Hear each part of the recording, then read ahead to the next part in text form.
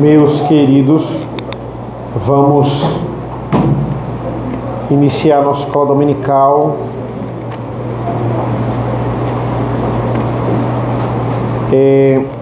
Nós vamos vamos frisar aqui um pouco do Antigo Testamento. Hoje eu queria iniciar com vocês sobre o livro do profeta Abacuque, certo? Vamos ver um profeta menor aqui na nossa igreja. Na verdade é um estudo, é diferente de uma exposição. É um livro pequeno, são 3 capítulos apenas, mas com muitos ensinamentos. Abacuque capítulo 1, versículos de 1 a 4.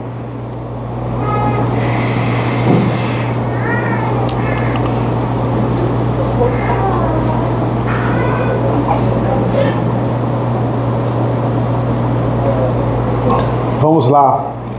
Abacuque 1, do 1 ao 4. Assim diz a palavra do Senhor. Sentença revelada ao profeta Abacuque.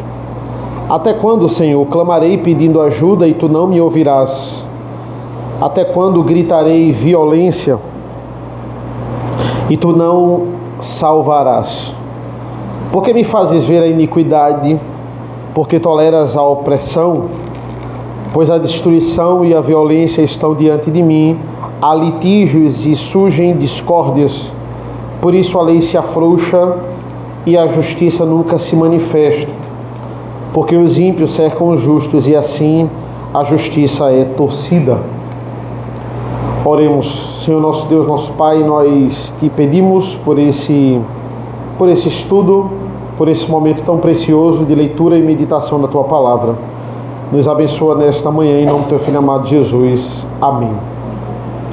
Irmãos, hoje a gente vai refletir, na verdade, em alguns dos próximos domingos, a gente vai refletir um tema um tanto filosófico, porque faz a gente pensar muito sobre a vida e sobre as circunstâncias. Se é verdade que Deus é bom, que Deus é todo-poderoso, por que Ele não elimina o mal deste mundo? Por que nós sofremos? Por que Ele não extermina o mal de uma vez por todas? Tem gente que até crê que Deus existe. Não, eu até creio que Deus exista, mas por que tem que ser dessa forma? Por que Deus não elimina a indecisão que eu estou sentindo?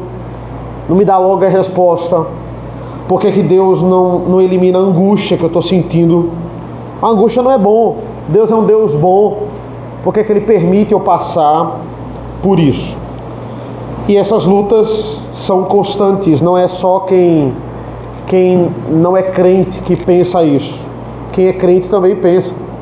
Quem é crente pode chegar a indagar sobre isso quando está passando por algum problema. E Abacuque é um livro que nos ajuda a entender isso.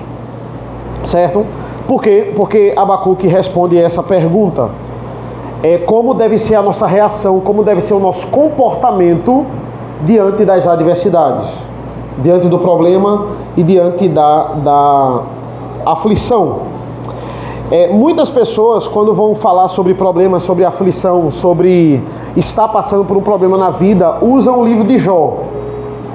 Porque o livro de Jó é uma grande referência quanto a isso.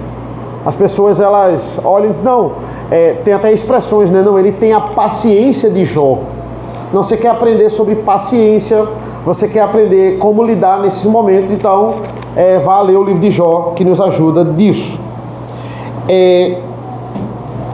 E é um problema antigo, é um problema que não só atinge quem é cristão, mas quem não é cristão. E muitas pessoas que, muitas vezes, quando querem confrontar a gente, diz assim, não, você crê num Deus bom, num Deus que é poderoso, que se Ele quiser Ele resolve tudo, então por que tem tanta gente passando fome? Por que tem tanta doença? Por que tem tanta atrocidade? Né? Vocês viram na semana passada o que fizeram com aquela criança, o que fizeram com aquela menina, que pegaram ela? Cadê Deus? Por que Deus não resolveu? Deus é um Deus que Ele é tão bom, tão poderoso.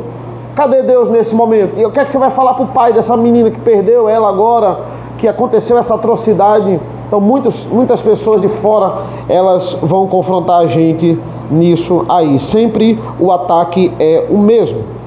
E é um problema difícil. Como é que você vai explicar isso? Não é que você vai sentar e a pessoa já vai entender, né? É um problema de fato complicado. E é um problema muito difícil de pessoas que não amam a Jesus entender isso. Na verdade é impossível quem não ama a Jesus lidar de fato, de forma bíblica, com o sofrimento. Por exemplo, tem uma religião que são os monistas. Tudo que envolve hinduísmo, budismo, está ligado aos monistas. Eles vão interpretar o sofrimento, interpretar a angústia como um estado de espírito. Eles vão dizer assim, veja, você está passando por isso, literalmente assim, a dor, o mal é psicológico. Se você chegar num nível espiritual de maturidade, você vai se concentrar de uma forma que você não vai sofrer diante de um problema. Você vai canalizar a sua mente e o seu coração para dizer assim, não, olha, estou no estado de espírito em que eu não sofro mais, em que eu não sofro angústia nenhuma. E isso é muito complicado.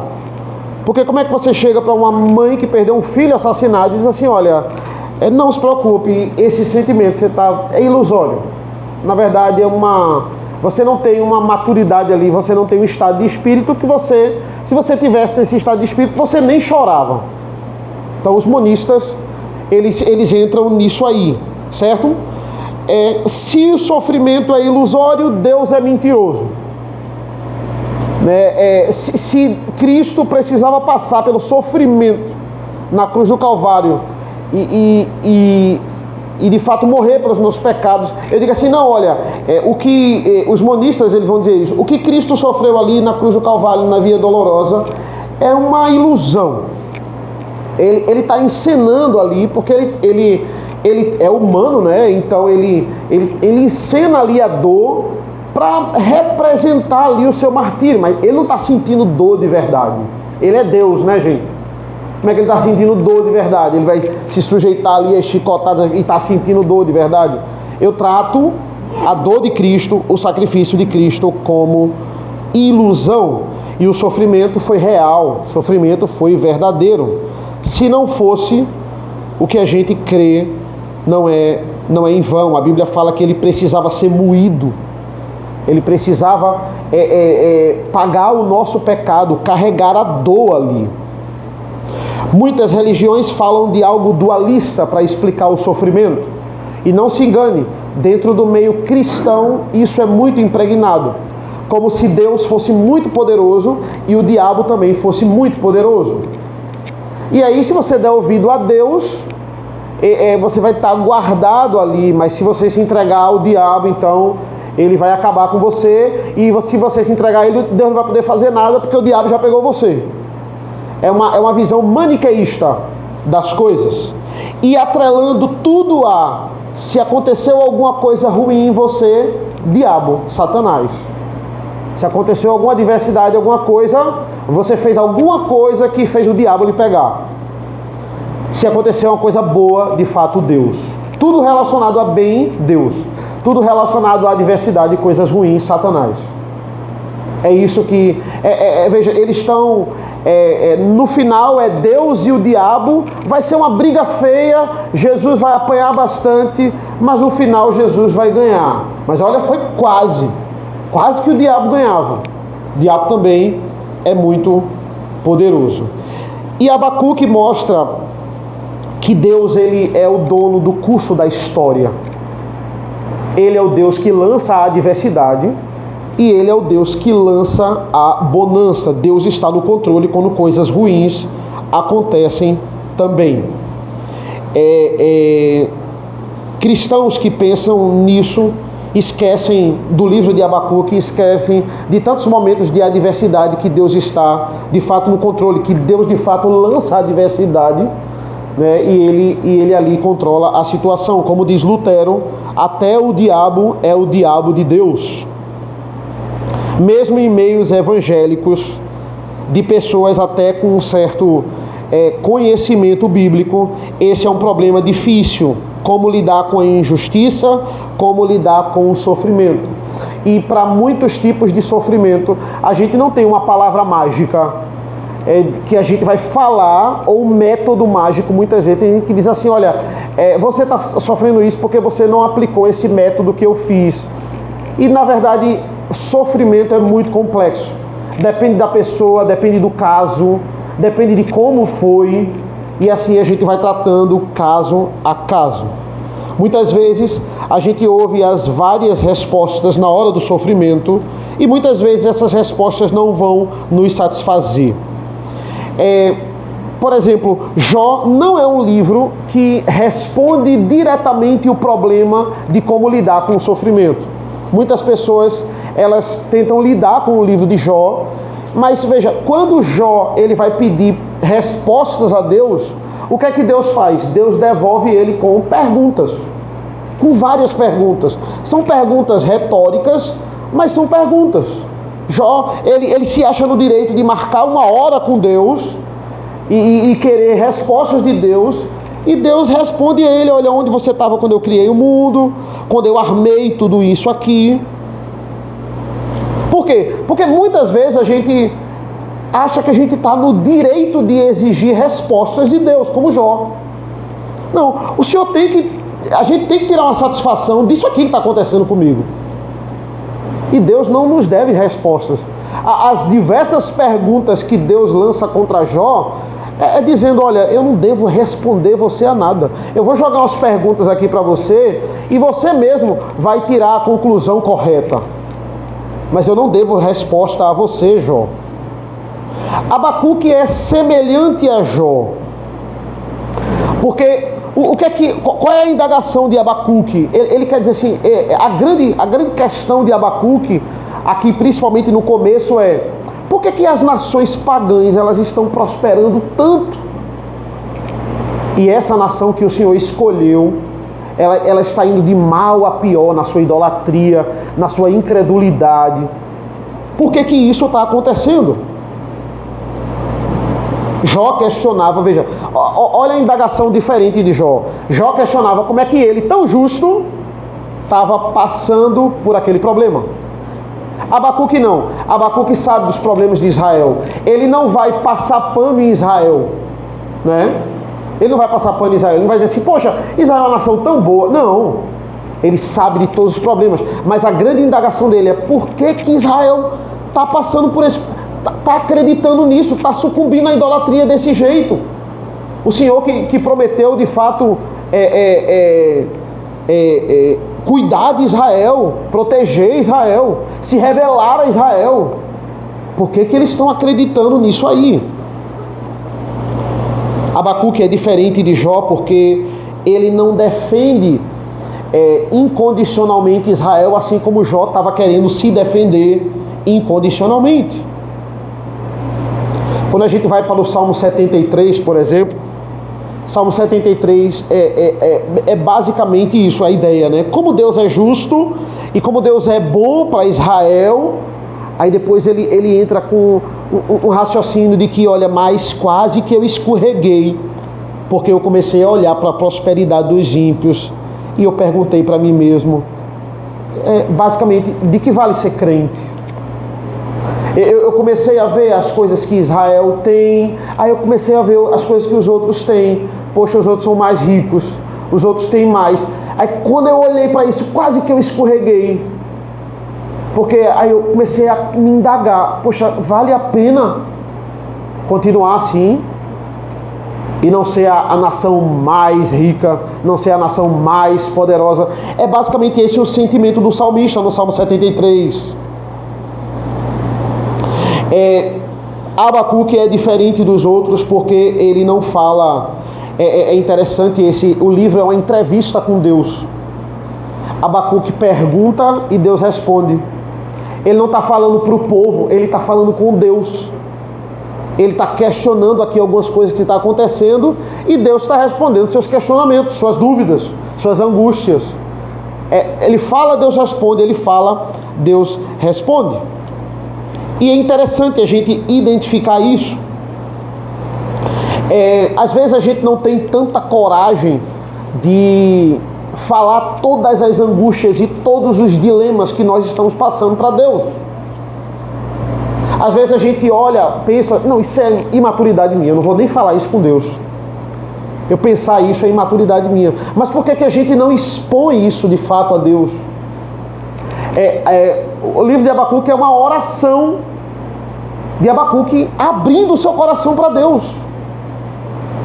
Eu queria saber, Deus, veja, muitas pessoas elas interpretam como um confronto. E numa primeira lida você pensa que é um confronto. Mas não, é uma fala sincera. Abacuque está aqui completamente exposto a Deus. Ele realmente quer saber. Ele abre o seu coração. O versículo 1 diz assim: sentença revelada ao profeta Abacuque.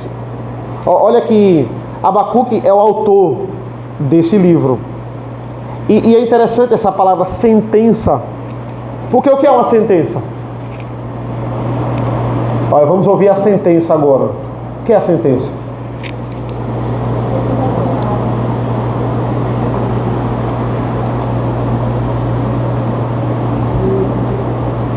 É uma coisa boa, é uma coisa ruim? Sentença? O autor está escrevendo sobre o que aconteceu com ele, né? E Deus. Aí ele vai escrever sentença que foi revelada para mim.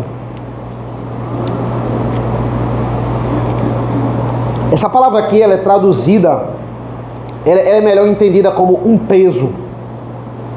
É um fardo revelado ao profeta Abacuque. Mas esse fardo, ele é muito elucidativo, certo? Então, o que a gente tem hoje é a primeira, digamos, indagação, a gente pode chamar de reclamação de Abacuque para Deus, certo? Basicamente ele diz assim, ele entende, veja, a minha nação, ela precisa urgente de correção. Mas a indagação dele é, por que ela segue fazendo isso? Se o Senhor, nas grandes promessas que o Senhor fez para Israel, e na grande história que o Senhor tem para Israel, por que ela continua a desonrar o teu nome? Não é só porque ele é um profeta preocupado com obediência a Deus, mas existe uma questão também muito interessante no livro de Abacuque, porque se a gente for ver a história do profeta, ele viveu numa era muito, muito próspera de Israel. É como se ele estivesse vivendo dois momentos. Ele viveu uma fase muito boa de Israel, e agora ele está vivendo uma fase que as pessoas estão decaindo. Por exemplo, Abacuque é conterrâneo do rei Josias. E apesar de algumas contradições, o rei Josias era um rei muito piedoso e o povo acompanhou essa piedade. Porque às vezes acontecia de um rei ser muito piedoso e o povo mergulhar na idolatria. Mas Josias não. Ele era piedoso e o povo também estava acompanhando essa piedade. Abacuque, ele contemplou todo esse momento histórico, um momento que o povo de Israel estava firme espiritualmente. Mas aí depois vieram os filhos de Josias. E aí a gente pode dizer que na linha ali dos reis de Israel, Josias ele foi praticamente o último rei piedoso, digamos assim. O último rei piedoso. Os filhos de Josias eram terríveis. E Abacuque viveu isso. Ele está dizendo assim, olha, eu vivi aqui uma época que o povo estava bem. E agora o povo está decaindo. Por que o Senhor está permitindo isso? E não está melhorando não, só está piorando. Por que o Senhor está permitindo isso? Reis maus, depois de Josias, vários reis maus, até de fato a vinda dos babilônicos. Jeremias, por exemplo, é um profeta que é conterrâneo de Abacuque. E nesse período da história de Judá, foi a primeira vez que um profeta ele morreu porque estava falando a verdade. A ideia é essa. Tem um professor chamado Urias. O pastor Rodrigo falou agora de manhã, olha, tem muitos profetas fiéis que não têm livros na Bíblia. Urias é um deles. Profeta fiel ao Senhor, que começou a profetizar contra a nação de Israel, como Jeremias estava fazendo, e ele foi morto. E isso nunca tinha acontecido na história de Israel. Veja, um profeta que fala a verdade poderia ser malquisto, ele poderia ser preso, ele poderia sofrer uma grande resistência, mas jamais morto. Agora não. Na época aqui de Urias, ele foi morto porque ele estava falando a verdade.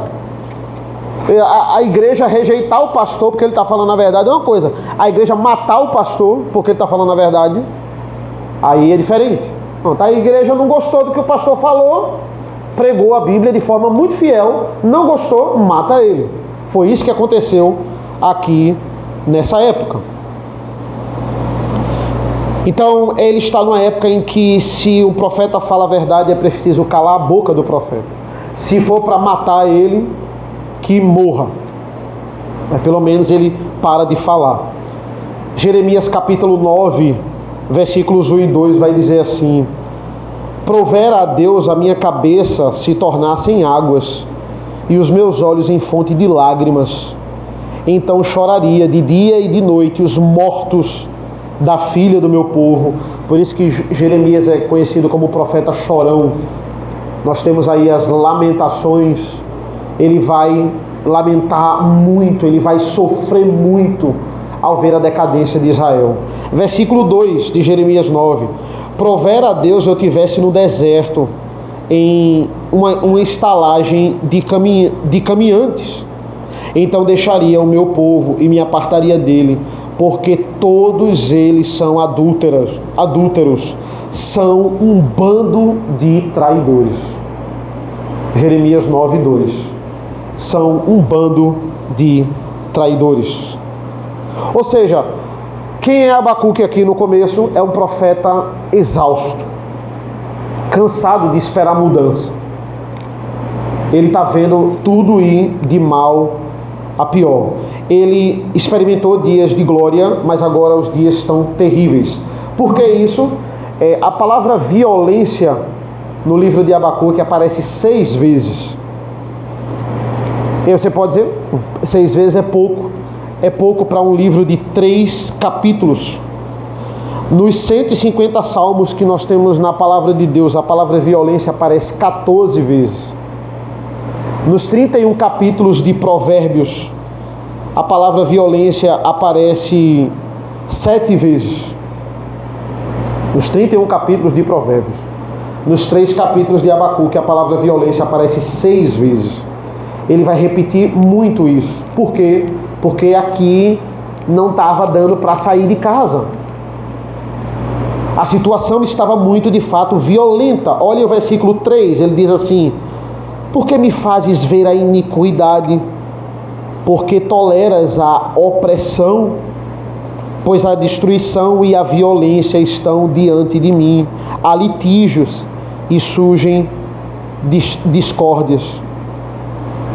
Ele sempre está usando pares, não é? E par também é uma forma do hebreu mostrar ênfase. Ele está enfatizando com sinônimos: iniquidade e opressão, destruição e violência, contenda e litígio.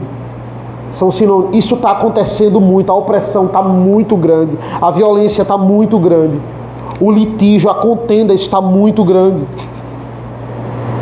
Abacuque está frustrado, a lei não é executada.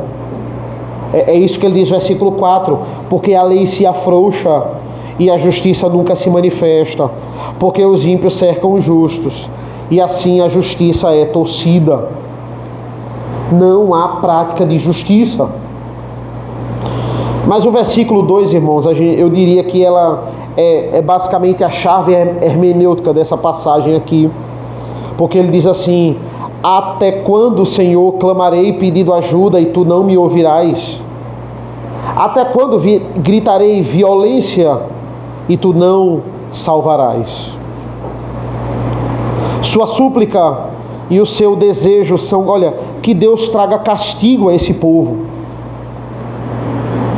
Ele entende, o povo jaz aqui na idolatria. Esse povo não é para ficar isento de castigo, não. Mas o que pega muito nessa passagem é a indagação aqui. Até quando, Senhor? Numa primeira leitura a gente entende meio que, olha, até quando a gente vai passar por isso, né? Muitas vezes a gente olha a injustiça e poxa, uma notícia, uma atrocidade que aconteceu, o nosso sentimento pode ser desse: Senhor, até quando isso vai acontecer? Até quando essas pessoas vão ficar impunes, né? Até quando o país vai continuar desse jeito? Olha o absurdo dessa lei que foi colocada aqui. É só você ligar o jornal qualquer dia, qualquer hora, que você vai ter esse sentimento. Até quando isso vai continuar? E esse termo até quando aparece em vários salmos. Vários e vários salmos. Senhor, até quando? E aparentemente parece Senhor, por que o Senhor não está fazendo nada? Será que é isso? Será que é válido eu perguntar até quando ao Senhor? Será que é justo? Não é? Muitos comentaristas, eles pegam essa passagem e dizem assim: não, Abacuque começou errado.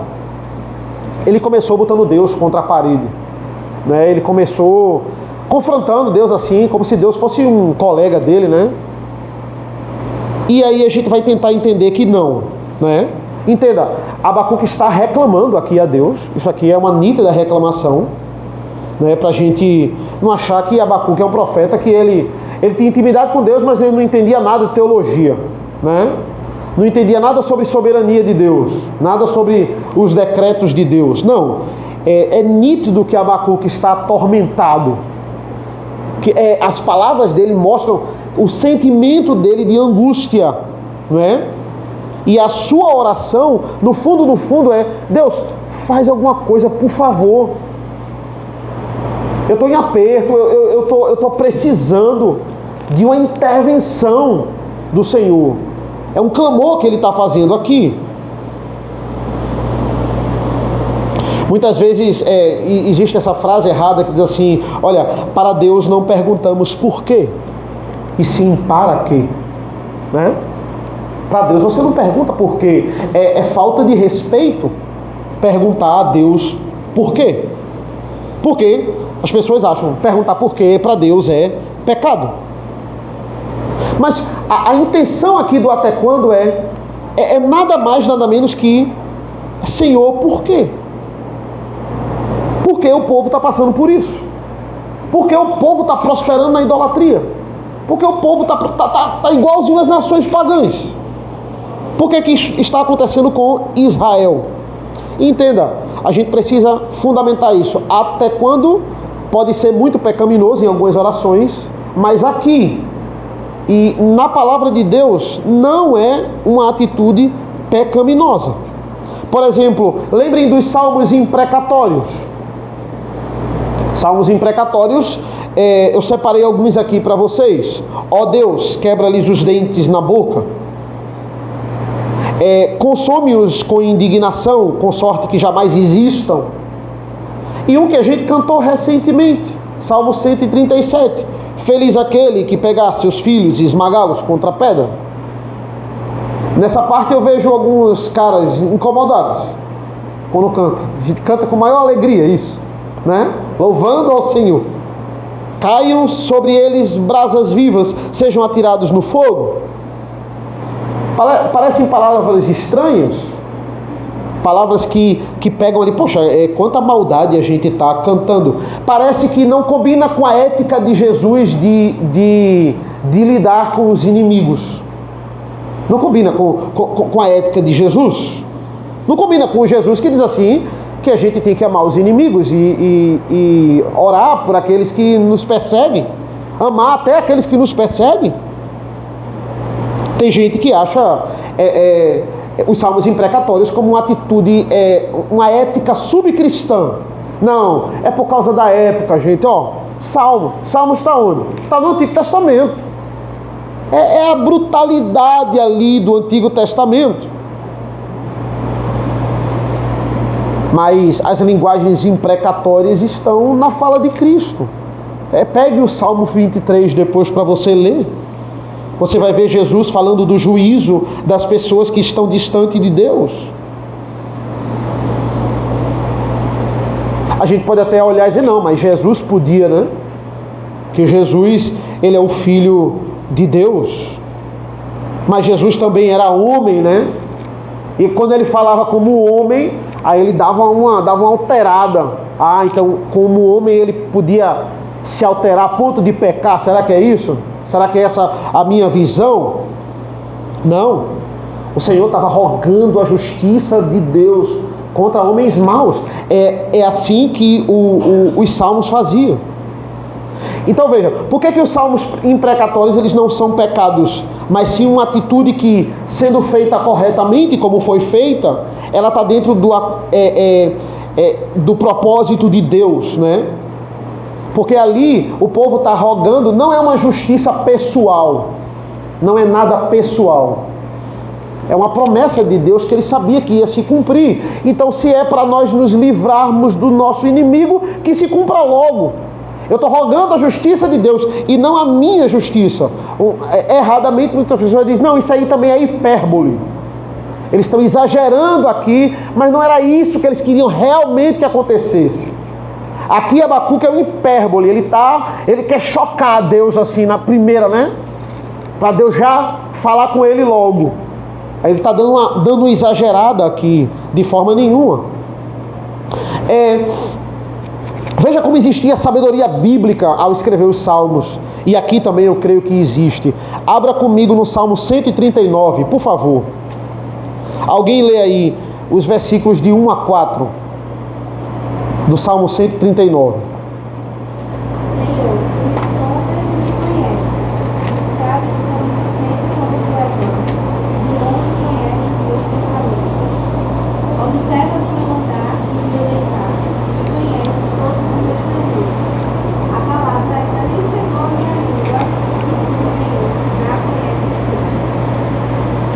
Então, é um clamor, né?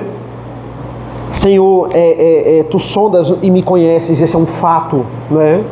Tu sabes todas as minhas inclinações.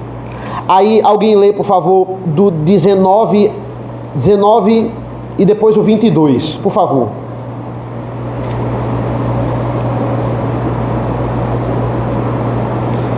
Salmo 139, 19 e depois o 22. Como eu gostaria, ó Deus, que acabasses com os perversos, afastasse-me do homem violento. E eu os detesto com ódio completo, para mim são inimigos de fato. Veja, eu tenho alguns elementos imprecatórios no Salmo 139. Ele começa, Senhor, tu me sondas, tu me conheces, tu sabes tudo sobre mim. Aí no meio do Salmo ele diz, olha, como eu queria que os perversos, eles fossem exterminados. Como eu odeio, como eu detesto. Parece que o tom ele muda bruscamente. Ele está adorando ao Senhor, ele está falando da soberania de Deus.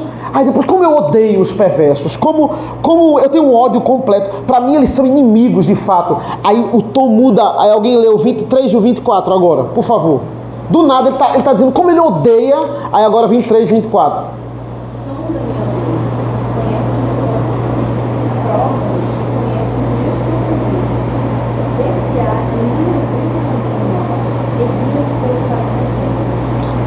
Veja a lógica do Salmo. Ele declara o seu ódio para o ímpio, ao mesmo tempo que ele está rogando, mas Senhor, sonda o meu coração. Vê se esse sentimento ele é um problema pessoal meu, ou se ele de fato ele está querendo clamar e rogar a justiça de Deus sobre eles. Eu tenho esse sentimento, mas ao mesmo tempo sonda o meu coração. E conhece o meu coração, sonda-me, ó Deus, prova, vê os meus pensamentos, vê se nesse pensamento aqui ele é de fato clamando a justiça de Deus, ou eu estou com um problema pessoal contra ele. Ele declara o seu ódio, mas ao mesmo tempo ele está dizendo, Senhor, o Senhor tem que controlar isso. O pedido do salmista não é fazer justiça com as próprias mãos, mas que a vingança ela venha de Deus. E ele está rogando por isso. Não provém de interesse próprio. Esse é o clamor de Abacuque. Ele está angustiado porque, Senhor, teu nome está desonrado. A atitude dele está mostrando como teu nome está desonrado. Não é um problema pessoal dele. Não provém de interesse próprio. É honrar a Deus. Como eu quero honrar a Deus. Como eu quero que Deus seja honrado. Só para a gente concluir essa parte, né? Que depois a gente vai voltar para esse tema em específico. Nós podemos, alguns autores vão comentar isso, fazendo uma aplicação, né? Eles vão dizer assim: existe a diferença entre você sentir amor e praticar amor. Existe uma diferença. Ele vai dizer assim: você pode praticar atos amorosos com alguém, mas ao mesmo tempo sentir que a justiça de Deus deveria ser feita na vida daquela pessoa, na vida dessa situação. É isso que nós temos que distinguir e tentar entender. Olha, é possível a gente orar pedindo a justiça de Deus e ainda assim não fazer justiça com as próprias mãos. E, Senhor, a tua punição ela tinha que vir nesse momento, porque eles estão desonrando o teu nome. Mas ao mesmo tempo não tratar essas pessoas como se a gente quisesse ser Deus. O que Deus faria para acabar com eles? Eu vou lá e vou fazer com as minhas próprias mãos, sem ser uma autoridade, sem ter autorização para isso. Você age de forma amorosa e bondosa até para os inimigos. É isso que a gente precisa destrinchar nesse até quando. E só para a gente concluir, irmãos, alguém abre aí, por favor, em Apocalipse 6, do 9 ao 11. Para a gente entender que esse termo até quando, ele não é pecaminoso nesses termos bíblicos aqui. Apocalipse 6, 9 a 11.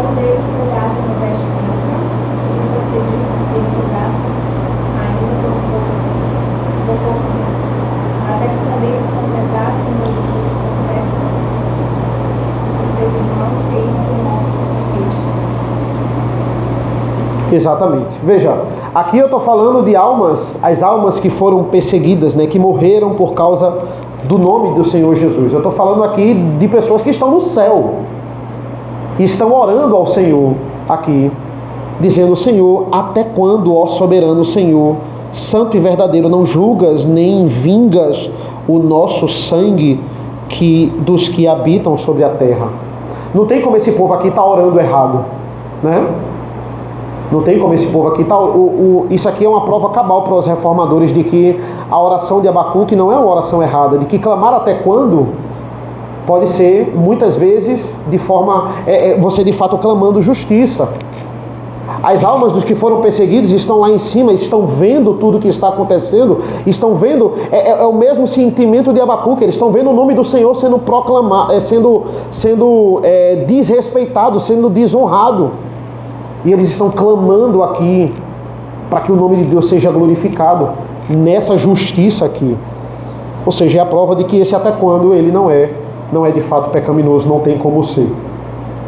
Certo, irmãos? A gente vai continuar esse mesmo raciocínio dessa oração aqui nas próximas semanas, ok? Alguma dúvida? Pergunta? Comentário? Então vamos orar. Senhor nosso Deus, nosso Pai, te agradecemos pela leitura da Tua Palavra, pela meditação da Tua Palavra. Nos abençoa para que nós possamos entender essas verdades tão profundas do livro de Abacuque ao longo dos próximos domingos, dos nossos estudos.